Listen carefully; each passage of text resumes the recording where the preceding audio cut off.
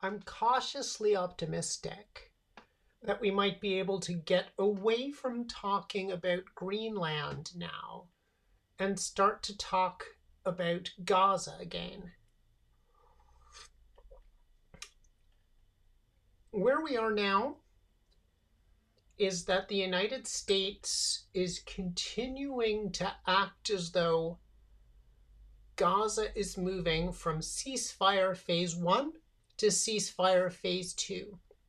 In order to do that, the United States has got to say that Hamas has effectively disarmed and has effectively ceased to be a military organization.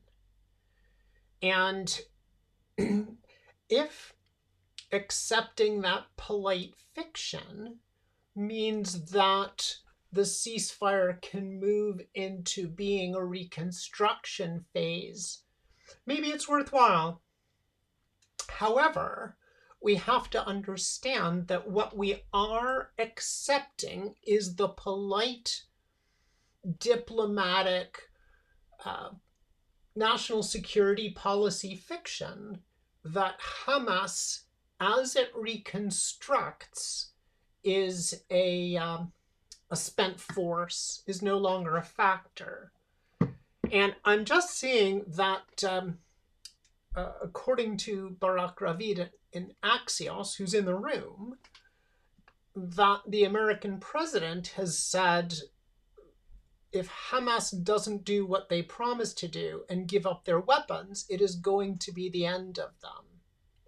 And it's important we recognize that Hamas will not willingly end themselves, and so far the only force that has been willing to end Hamas has been the Israelis.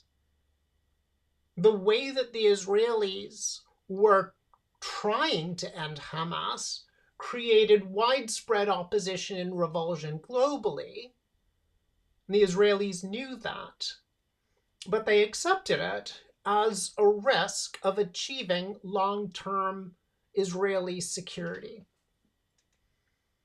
And the question we've got to ask now is, will anybody other than the Israelis put themselves in the position of ending Hamas? It's going to be the end of them is a reasonable threat to make if what we're threatening is to remove Hamas forcibly. But there is only one force that's willing to do that, and I don't think the rest of the world is ready to let them.